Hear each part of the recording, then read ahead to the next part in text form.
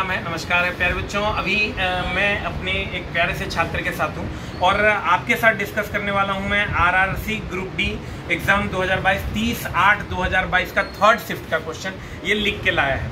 क्योंकि ये बहुत रेगुलर स्टूडेंट हैं तो कंप्लीट क्वेश्चन ये लिख के लाए हैं और लगभग हमको लगता है 1 2 3 4 5 6 7 8 9 10 11 12 13 14 15 16 17 18 19 20 क्वेश्चन इनको याद है। यही होता है चला, जो अच्छे स्टूडेंट होते हैं उनको लगभग सारे क्वेश्चंस याद होते हैं। ये लगभग 19 से 20 क्वेश्चन लेकर आए और हम मात्र 5 से 6 मिनट में पूरे क्वेश्चन को डिस्कस करने वाले हैं एकदम शॉर्टली कि क्या पूछ रहा है। प्यारे बच्चों, साइंस की अगर हम बात करें, साइंस का हम बात कर रहे हैं 30 तारीख थर्ड शिफ्ट में था ना।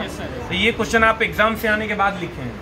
रास्ते में लिख रहे थे, गाड़ी से आ रहे थे, ट्रेन में तो अपना बैठ के सोचे लिख लेते हैं, वो क्वेश्चन याद आ रहा था। जो आपको याद आ रहा था वो लिख रहे थे। ओरिजिनल क्वेश्चन है या हमको खुश करने के लिए ये सब लिखे हैं? एकदम वो जो क्वेश्चन आएगा फिर तो मिला लीजिएगा। तो क्वेश्चन आएगा तो फिर मिला लेंगे। और क्वेश्चन मतलब किताब से बन रहा था, लोग कह रहे हैं कि नहीं सिर्फ एग्जाम्पलर से क्वेश्चन थे वगैरह वगैरह, ऐसा क्या मामला है? ऐसा कुछ बात नहीं सर, जो आप कॉन्सेप्ट पढ़ाए हैं वही मतलब लड़ रहा है, कोई मतलब कोई बोल रहा है कि एनसीईआरटी या सीबीएसई कुछ भी नहीं है। जो जिसका कॉन्सेप्ट क्लियर है कहीं से भी क्वेश्चन आएगा वो बनेगा आराम से। अच्छा, अब देखिए मामला क्या हो रहा है। एनसीईआरटी एग्जाम्पलर से कुछ डायरेक्ट क्वेश्चन दिए जा रहे हैं, लेकिन उसी पर डिपेंडेंट नहीं होना है। 3 से 4 क्वेश्चन उससे दिए जा सकते हैं, 5 भी दिए जा सकते हैं, 6 भी दिए जा सकते हैं। उसको भी पढ़िए, क्यों छोड़ेंगे हम? जिनका एग्जाम है उसको भी पढ़ेंगे, जब उससे आ रहा है तो उससे भी पढ़ेंगे। बाकी क्वेश्चन भी सारे कर लेंगे हम, एक भी क्वेश्चन हम लोग छोड़ने वाले नहीं। यानी आप बुक को भी पढ़ लीजिए कंप्लीट, और एनसीईआरटी एग्जाम्पलर अभी हम पढ़ा रहे हैं तो आप उसको भी पढ़िए। 9th और 10th दोनों काम खत्म कर देंगे, वो भी 3 से 4 दिन के अंदर। इसलिए आप एकदम टेंशन न ले। ऐसा नहीं है ये जो बोल रहे हैं कि उससे क्वेश्चन नहीं था, उससे भी क्वेश्चन आ रहे हैं, लेकिन चला जी इनके सिटिंग में नहीं होगा, अन्य सिटिंग में 4 5 6 7 क्वेश्चन डायरेक्ट पूछे जा रहे हैं। तो आइए चलिए हम लोग इसको देखते हैं क्या क्वेश्चन था। पहला क्वेश्चन था, चला इनके सिटिंग में 9 न्यूमेरिकल थे। कह रहे हैं चला कितने न्यूमेरिकल थे? 9 न्यूमेरिकल थे। अप्रॉक्स इनको 7 से 9 मान के चलिए, इनको 9 बोल रहे हैं तो 7 से 9 मान लीजिए, 7 इनका बना था। आप समझिए 9 न्यूमेरिकल इनके शिफ्ट में पूछा गया। अगर कोई आपके अगल बगल में देके आया होगा तो उनसे पूछेगा। देखिए क्वेश्चन क्या था। पराबैंगनी किरणें त्वचा का कैंसर। आप गौर से देखिए, पराबैंगनी किरण त्वचा का कैंसर सबको पता है। मानव मूत्र में जल का प्रतिशत 90% होता है, बाकी यूरिया होता है। KLMNOPQ जो हम लोग कहते हैं 2n² से ये बनेगा। 2n² से बनेगा तो चला K हो गया पहला, L हो गया दूसरा, तो 2n² तो 2 दूनी 4 दूनी 8, ये आंसर होगा। देखिए सबका आंसर भी लिख के आया। 8 परमाणु वाले तत्व के बाह्यतम कक्षा में, तो 8 परमाणु जब ये कह दिया चला तो 2 और 6 हो जाएगा, तो बाह्यतम कक्षा में इलेक्ट्रॉन की संख्या 6 हो जाएगी। उसके बाद CaCO3 में यहाँ डैश दिया हुआ था और Ca डैश और यहाँ CO2 था। तो ये डिकम्पोजिशन रिएक्शन है, चला हीटिंग रिएक्शन है। जब CaCO3 टूटेगा तो CaO और CO2 में बटेगा। यहाँ CaO के जगह डैश दिया हुआ था, CaO आंसर था। प्रतिस्थापन अभिक्रिया ये आंसर था और ये रिएक्शन था। आप सबको पता चला यहाँ से SO4 आया और Fe पर जुट गया और Cu अलग हो गया, तो चला ये प्रतिस्थापन अभिक्रिया है। और उसके बाद पावर दिया हुआ था, P बराबर 1/F का क्वेश्चन था। P बराबर 1/F का यहाँ क्वेश्चन था, P मांग रहा था, F दिया हुआ था। एक न्यूमेरिकल ये हो गया। दूसरा न्यूमेरिकल P बराबर VI का था, लगातार पूछ रहा है। 2 न्यूमेरिकल यहाँ से थे, 2 न्यूमेरिकल थे ना यहाँ से। 1/F = 1/V + 1/U, यहाँ से 2 न्यूमेरिकल चला पूछा हुआ था। लेकिन न्यूमेरिकल में ये नहीं पूछा था कि V का मान क्या होगा, पूछ रहा था कैसा प्रतिबिंब बनेगा। तो सबको पता है चला V अगर इधर प्रतिबिंब बनेगा, इस साइड प्रतिबिंब बनेगा, इस साइड प्रतिबिंब बनेगा, तो वास्तविक और उल्टा बनेगा। यानी अगर V का मान निगेटिव ले लेते हैं हम लोग तो वास्तविक उल्टा होगा, V का मान अगर पॉजिटिव ले लेते हैं तो काल्पनिक सीधा हो जाएगा। ये क्वेश्चन पूछा था। R बराबर रो L/A का 2 क्वेश्चन था, जिसमें चला R का मान R1 0.5 दे दिया था, R2 1 दे दिया था और L और A समान था। तो रो 1 अनुपात रो 2 शायद पूछ रहा था, यही पूछा था, ये क्वेश्चन पूछ रहा था। इसमें चला क्या था, देखो R1 दिया हुआ था, R2 दिया हुआ था, L और A समान है, तो चला इसको कुछ नहीं करना है, इसको हम यहाँ बना देते हैं। R1 दिया हुआ है आपका, R2 दिया हुआ है, और रो L यहाँ रो 1 हो गया, L/A हो गया, और रो 2 हो गया, L/A हो गया। L/A कट जाएगा, ये हो जाएगा रो 1/2, और यहाँ R1/R2 का वैल्यू दिया हुआ है 0.5 आप बटा 1। इसको सॉल्व कर देंगे, आंसर आ जाएगा।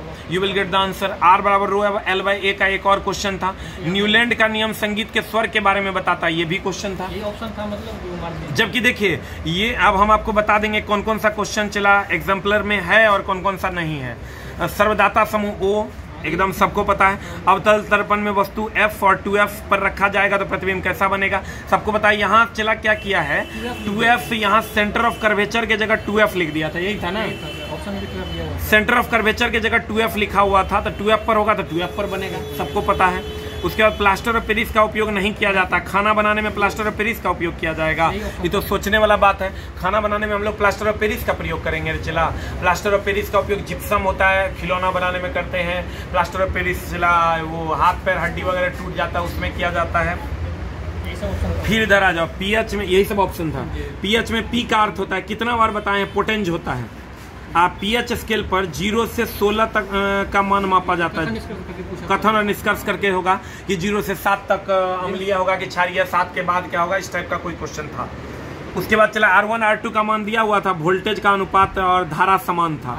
धारा समान था मतलब सीरीज में होगा, और सीरीज में होगा मान लीजिए 3 गो रेजिस्टेंस है, चला कहता वोल्टेज का अनुपात, मान लीजिए यहाँ पर कुछ वोल्टेज दिया हुआ होगा 20 वोल्ट मान लो दिया हुआ, ये R1 है, ये R2 है और ये R3 है। कुछ नहीं करना, I बराबर कर देना V अब बटा R1 plus R2 plus R3 कर दीजिएगा, तीनों कंप्लीट करंट मिल जाएगा। और जब यहाँ मान लीजिए करंट 10 एम्पियर मिल गया तो इसका वोल्टेज मानिएगा, इसका वोल्टेज निकालिएगा, V1 बराबर I इंटू R1 हो जाएगा।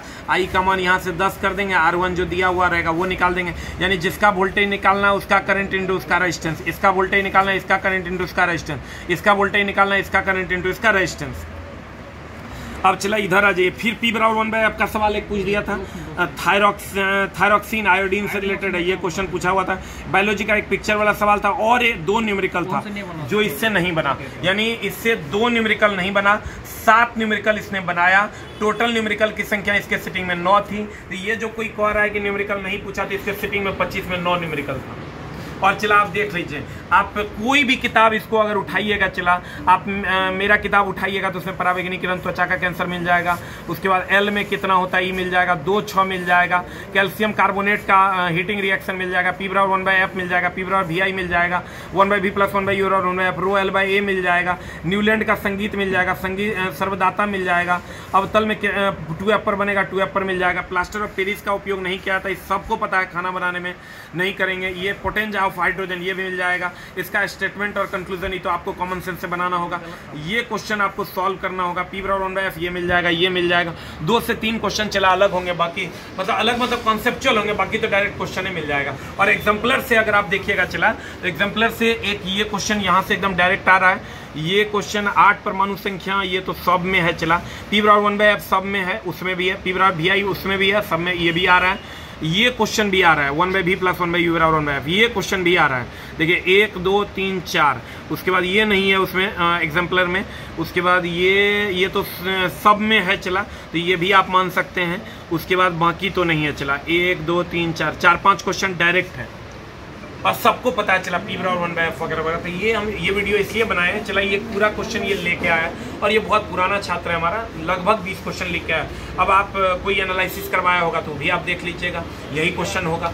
22 सर बना था मेरा, 22 क्वेश्चन बना, देखिए 22 क्वेश्चन इनका बना है और 9 न्यूमेरिकल था। संजोग देखिए कि 7 न्यूमेरिकल इन्होंने बना दिया, क्योंकि न्यूमेरिकल ही ऐसा था चला कि बनने वाला। न्यूमेरिकल अगर आ जाए तो अच्छा रहेगा, तो न्यूमेरिकल आया तो हमारे लिए तो अच्छा था। हम हमेशा इसलिए बोलते हैं चला कि न्यूमेरिकल तुरंत बनता है और सटीक बनता है, इसलिए न्यूमेरिकल आए तो आप अपने आप को मनाइए कि ज़्यादा बेहतर है। कथन निष्कर्ष वाला क्वेश्चन आए उसमें कुछ नहीं करना होता, क्वेश्चन ही में आंसर रहता है। मनाइए, आपका क्वेश्चन अच्छा है। Thank you very much. और चला एकदम डरना नहीं है, किसी से नहीं डरना है। एनसीईआरटी पूरा खत्म कर देंगे। अगर उसी से 4 क्वेश्चन पूछा है या 5 पूछा है या 7 पूछा तो सब खत्म कर देंगे, पूरा पढ़ा देंगे। और बुक और एनसीईआरटी कंप्लीट पढ़ के जाइए। जिनका एग्जाम नहीं हुआ है उनका एग्जाम होगा और बहुत अच्छा होगा, ऐसा हम उम्मीद करते हैं। Thank you very much, love you all. उम्मीद करेंगे आपको ये एनालाइजेशन अच्छा लगा होगा और कोशिश करेंगे चला जी आपके लिए कुछ ना कुछ बेहतर करते रहे। Thank you very much, love you all.